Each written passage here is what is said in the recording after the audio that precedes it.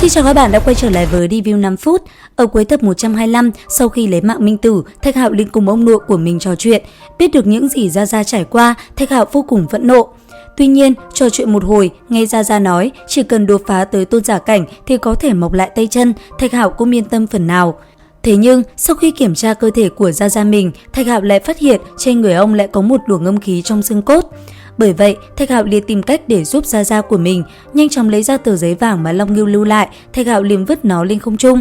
Sau đó, từ nơi hai người đang ngồi, ánh vàng liền phóng thẳng về phía trước. Chỉ trong giây lát, hai người đã bắt đầu vận chuyển phù văn nghiên cứu.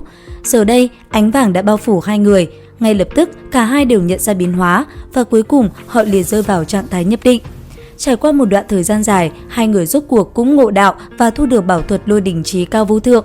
Nương theo đó, ở sau lưng Thạch Hạo, những thanh chém mâu cũng liền xuất hiện, bao phủ lấy nó là một màu vàng chói lóa. Cuối cùng, toàn bộ hợp nhất, một thanh chém mâu liền đi tới và nằm trong tay Thạch Hạo. Cầm nó, anh ấy chỉ thẳng trời cao đầy khí phách. Thế nhưng, Thạch Hạo rất nhanh đã bình tĩnh lại. Sau đó, thu lại thân hỏa, chém mâu cũng liền biến mất vào hư không. Tuy nhiên, mọi chuyện vẫn chưa hết. Sau khi chém mâu biến mất, ở phía sau Thạch Hạo, một dòng nước như lũ cuốn liền xuất hiện. Sau đó, theo cơ thể Thạch Hạo vận chuyển, nó liền chảy sâu vào bên trong cơ thể của anh ấy. Cuối cùng, hấp thu toàn bộ tiên khí, Thạch Hạo mới dần tỉnh táo lại. Lúc này, cảm nhận được biến hóa, Thạch Hạo cùng Gia Gia của mình vô cùng vui sướng, có được nguồn sức mạnh mới, hai người để rời đi.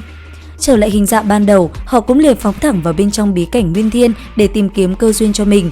Cũng trong lúc đó, ở tại bên trong, một trận đại chiến cũng vừa xảy ra. Dưới mặt đất, bóng dáng hai người nằm bất động tại chỗ. Sau đó, đồ tốt trên người họ liền bị một tên có dáng người mập mạp lấy mất. Thấy vậy, Thạch Hạo cùng Đại Ma Thần cũng liền đi tới. Tuy nhiên, tên béo kia vừa thấy Thạch Hạo đã né tránh, bởi vậy ném về phía Thạch Hạo, tặng cho anh ấy một tấm phù cốt, hắn ta đã liền chuồn mất. Cầm nó trong tay, Thạch Hạo có chút nghi hoặc, thế nhưng chẳng để anh ấy có thời gian suy nghĩ, rất nhanh Thạch Hạo đã phát hiện có người theo dõi. Cũng bởi vậy, tên kia cũng không ẩn giấu nữa, ở giữa trung tâm, một tên có đôi cánh màu bạc cũng liền xuất hiện. Nhìn về phía hai người Thạch Hạo, hắn ta cũng liền lớn tiếng, bởi vậy một trận võ mồm giữa hai bên cũng liền diễn ra. Và sau một hồi, rốt cuộc họ cũng không giữ được bình tĩnh nữa, lấy tên kia làm trung tâm, trên tay hắn ta một quyển trục đã liền phóng về phía trước. Thấy vậy, chém mâu cùng một đôi cánh sau lưng Thạch Hạo cũng liền xuất hiện, ngay lập tức phóng người lên, Thạch Hạo liền cùng hắn ta giao chiến. Giữa không trung, chém mâu cùng song kiếm liên tục va chạm, hiển nhiên cuộc so tài này là vô cùng kinh khủng. Tuy nhiên, tên kia cũng chẳng trụ được lâu, sau một đoạn thời gian ngắn, hắn ta liền rơi vào thế yếu. Cuối cùng, một đòn toàn lực đánh ra, chém mâu trong tay Thạch Hạo lập tức xuyên qua cơ thể đối thủ. Bởi vậy, thân thể tên kia liền biến mất, một cái mệnh phù giang thú cũng mau chóng bay đi.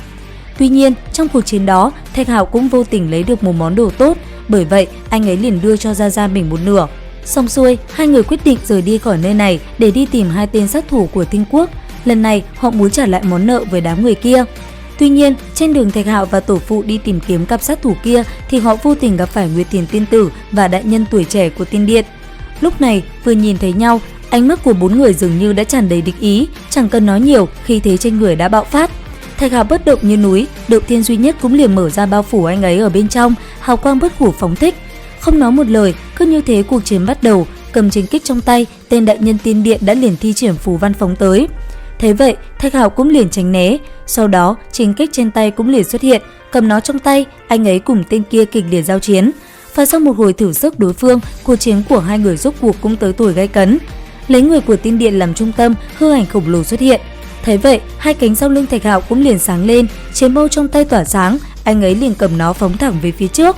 Trong khoảnh khắc va chạm, một vụ nổ ầm ầm kinh người bạo phát, một đòn này đánh ra, cả hai đều bị chấn bay ngược lại. Từ trong kinh khí tan đi, hai hư ảnh liền hiện ra. Lúc này, tên đại nhân Tiên Điện đã phẫn nộ. Liệu rằng kết cục đại chiến sẽ ra sao?